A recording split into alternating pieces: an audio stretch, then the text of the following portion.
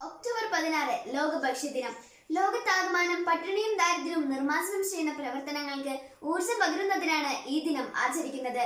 അതുപോലെ ഭക്ഷ്യദിനത്തോടനുബന്ധിച്ചുള്ള ഒരു പ്രധാന വിഷയമാണ് ആരോഗ്യകരമായ ഭക്ഷണരീതി. നമ്മുടെ ആരോഗ്യം നമ്മൾ കഴിക്കുന്ന ആഹാരത്തോട് കടപ്പെട്ടിരിക്കുന്നു. ആധുനിക കാലത്തെ ഭക്ഷണരീതിയും ജീവിതശൈലിയുമാണ് ഒട്ടുമിക്ക രോഗങ്ങൾക്കും കാരണമാകുന്നത്. ഏറെ രോഗപ്രതിരോധ ശേഷിയും പോഷകമൂല്യവുമുള്ള കൂണിന്റെ കൃഷിരീതിയും അതുപയോഗിച്ചുള്ള ഒരു വിഭവവുമാണ് ഞാൻ ഇന്നിവിടെ പരിചയപ്പെടുത്തുന്നത്. പ്രോട്ടീനുകളുടെ ഒരു വലിയ കലവറയാണ് കൂണ്. ഇതിൽ ധാരാളം നാരുകൾ അടങ്ങിയിരിക്കുന്നതിനാൽ ദഹന പ്രക്രിയ സുഗമമാക്കുന്നു. അർബുദ കോശങ്ങളുടെ വളർച്ച തടയുന്നതിനും കൊളസ്ട്രോൾ, പ്രമേഹം, രക്തസമ്മർദ്ദം മുതലായ രോഗങ്ങളെ നിയന്ത്രിക്കുന്നതിനും കൂണിന് പ്രത്യേക കഴിവുണ്ടെന്ന് പഠനങ്ങൾ തെളിയിച്ചിട്ടുണ്ട്. കേരളത്തിലെ കാലാവസ്ഥയ്ക്ക് അനുയോജ്യമായി വളരുന്നത് രണ്ടു തരത്തിലുള്ള കൂണുകളാണ്, ചിപ്പിക്കൂണും പാൽക്കൂണും. ഞാനിവിടെ കൃഷി ചെയ്യുന്നത് ചിപ്പിക്കൂണാണ്. ചിപ്പിക്കൂൺ കൃഷിക്ക് ആവശ്യമായ മാധ്യമം എന്നത് വൈക്കോലാണ്. അതിനുവേണ്ടി ആദ്യം തന്നെ വൈക്കോൽ 4 മണിക്കൂർ വെള്ളത്തിൽ മുക്കി വെക്കണം.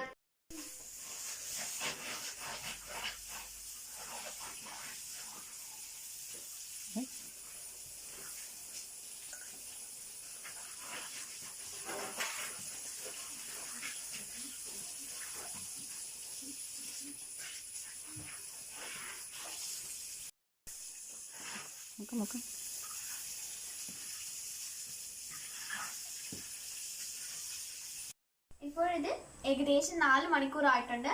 ഇനി നമുക്കിത് ആവി കയറ്റി അണുവിമുക്തമാക്കിയെടുക്കാം. ഈ വൈക്കോല് ആവി കയറ്റി അണുവിമുക്തമാക്കിയെടുക്കാം.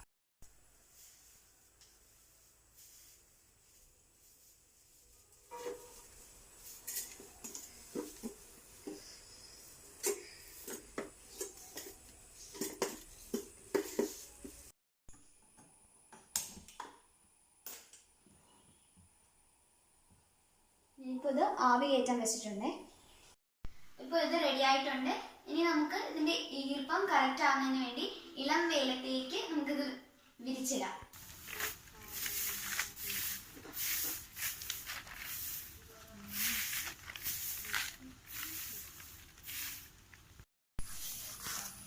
നമ്മൾ നേരത്തെ പുഴുങ്ങി അണുവിമുക്തമാക്കിയ വൈക്കോൽ ഇവിടെ റെഡി ആയിട്ടുണ്ട്.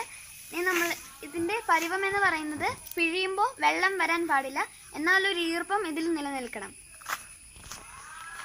അണുവിമുക്തമാക്കിയ ഒരു പാത്രത്തിലേക്ക് ചിപ്പിക്കൂണിന്റെ വിത്ത് പൊട്ടിച്ചിടാൻ പോവുകയാണ്.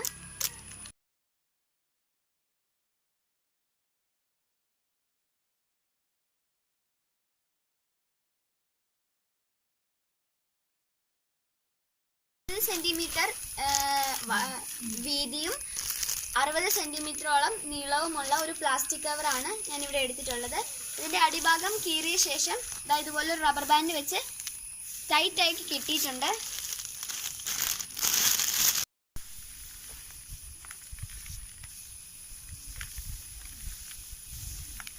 ഇതുപോലെ തിരിച്ച്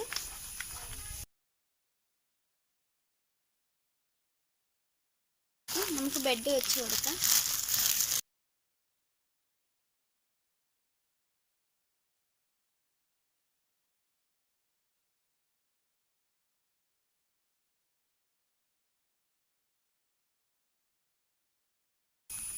നമുക്ക് വിത്ത് എടുത്ത് ഈ സൈഡിലേക്ക് ഇട്ട് കൊടുക്കാം.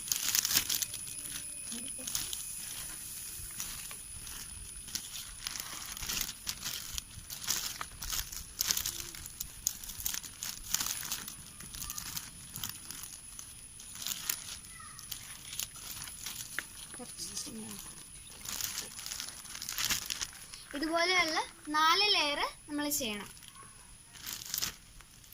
4 ലെയറും നമ്മൾ വെച്ച് കഴിഞ്ഞു. ഇനി നമ്മളിത് എയർ ടൈറ്റ് ആയിട്ട് കെട്ടും. അതിനുശേഷം ഇത് ഇരുട്ടുമുറിയിൽ കൊണ്ടുവന്ന് വെക്കും. നന്നായി അമർത്തി അതിൽ എയർ ഇല്ലാത്ത പോലെ വേണം കെട്ടാൻ.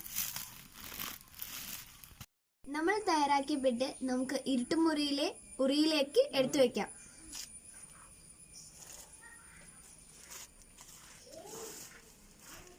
ഉറിയിലേക്ക് എടുത്തു വെച്ചിട്ടുണ്ട്.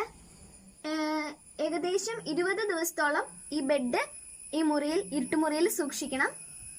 ഇരുട്ടുമുറിയുടെ ചുറ്റും ഇതുപോലെ ചാക്കുകൾ ഇട്ട് കൊടുത്തിട്ടുണ്ടാവും.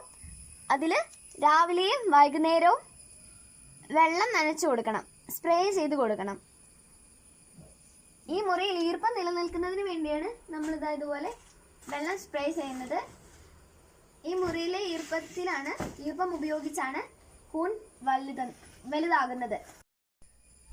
ഇത് കുറച്ച് ദിവസമായി കഴിയുമ്പോഴേക്കും നമ്മുടെ ബെഡിലെ വിത്തുകളൊക്കെ ഇതുപോലെ സ്പ്രെഡ് ആയി തുടങ്ങും.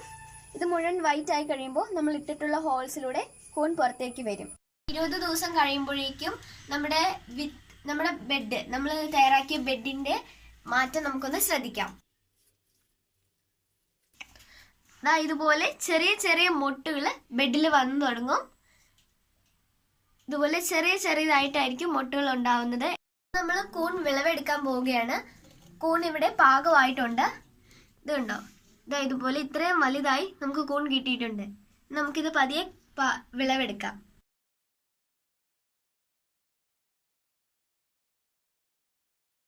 മൂന്ന് പ്രാവശ്യം വിളവെടുത്ത ശേഷം നമ്മുടെ ബെഡ് നമുക്ക് കളയാറാവും. ആ ഒരു സമയമാകുമ്പോഴത്തേക്കും നമ്മുടെ ബെഡിലുള്ള ഇതെല്ലാം വേസ്റ്റ് എല്ലാം നമുക്കൊരു ഡ്രമ്മിലേക്ക് ആക്കി മണ്ണിര കമ്പോസ്റ്റ് തയ്യാറാക്കാവുന്നതാണ്. നമുക്ക് കൂണൊന്ന് കഴുകി വാരി എടുക്കാവേ.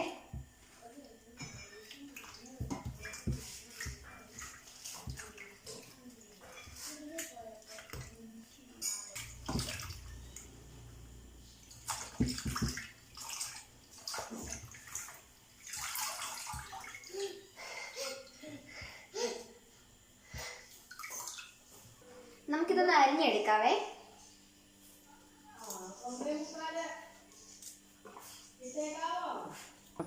ഇപ്പൊ ഞാനിത് മുഴുവൻ കൂണും അരിഞ്ഞെടുത്തിട്ടുണ്ട്. നമുക്കിതിലേക്ക് മഞ്ഞൾപ്പൊടിയും ഉപ്പും ഇട്ട് തിരുമ്മി വെക്കാം.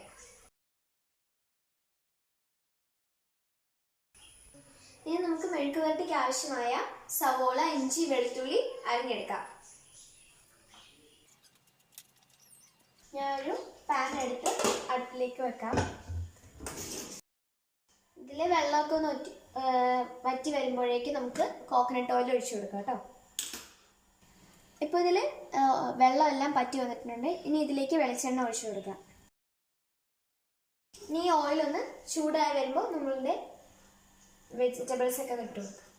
ഇപ്പോൾ ഓയിൽ ചൂടായിട്ടുണ്ട്. ഇനി നമ്മൾ അരിഞ്ഞു വെച്ചിരിക്കുന്ന സവാള, ഇഞ്ചി, വെളുത്തുള്ളി എന്നിവ പാനിലേക്ക് ഇട്ട് കൊടുക്കാം. നമുക്ക് ഇതൊന്ന് ഇളക്കി കൊടുക്കാം. ഇതൊന്ന് ഇളക്കിയ ശേഷം ഇതിലേക്ക് കറിവേപ്പിലയോട് ഇട്ട് കൊടുക്കാം. നന്നായി ഇളക്കി കൊടുക്കാം. നമ്മുടെ സവോളയും വെളുത്തുള്ളിയൊക്കെ ഒന്ന് വാടി വന്നിട്ടുണ്ട്.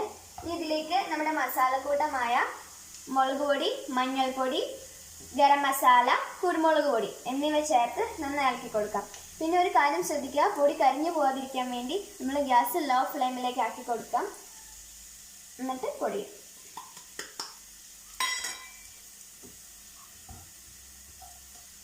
ഇളക്കി കൊടുക്കാം. നമ്മുടെ പൊടിയുടെ പച്ചമണം എല്ലാം മാറി വന്നിട്ടുണ്ട്. ഇനി ഇതിലേക്ക് നമ്മൾ നേരത്തെ അരിഞ്ഞു വെച്ച കൂണിട്ട് കൊടുക്കാം. ഈ കൂണെല്ലാം ഒന്ന് ഇളകിയിട്ടുണ്ട്. ഇനി ഇതിലേക്ക് നമ്മൾ മൂടി വെച്ച് കൂണൊന്ന് വേവിക്കാം. ഒരു 5 മിനിറ്റ് മൂടി വെക്കാം. ഇടയ്ക്കിടയ്ക്ക് നമ്മളിങ്ങനെ ഇളക്കി കൊടുത്തോണ്ടിരിക്കണം, അല്ല അടിയിൽ പിടിക്കാൻ ചാൻസ് ഉണ്ട്. അതുകൊണ്ട് ഇടയ്ക്കിടയ്ക്ക് ഇളക്കി കൊടുത്തോണ്ടിരിക്കണം. നമുക്കിനി ഇതിന് ഉപ്പും എരിവൊക്കെ പാകമാണോ എന്ന് നമുക്കൊന്ന് നോക്കാം. ഉപ്പ് എരിവ് കറക്റ്റ് ആയിട്ടുണ്ട്. ഏകദേശമൊക്കെ വെന്തിട്ടുണ്ട്. ഇനി നമുക്ക് 2 മിനിറ്റ് കൂടി മൂടി വെച്ച് വേവിക്കാം. 2 മിനിറ്റ് കഴിഞ്ഞിട്ടുണ്ട്. നമുക്ക് തുറന്ന് നോക്കാം.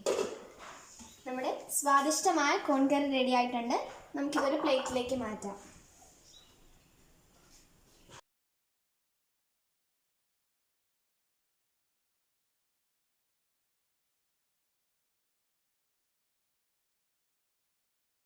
ഇതുപോലെ പോഷക ഗുണവും രുചികരവുമായ ഒരുപാട് വിഭവങ്ങൾ നമുക്ക് കൂൺ ഉപയോഗിച്ച് ഉണ്ടാക്കാൻ സാധിക്കും. എല്ലാവരും വീട്ടിൽ കൂൺ കൃഷി ചെയ്യുമെന്ന പ്രതീക്ഷയോടെ ഞാൻ നിർത്തുന്നു. നന്ദി.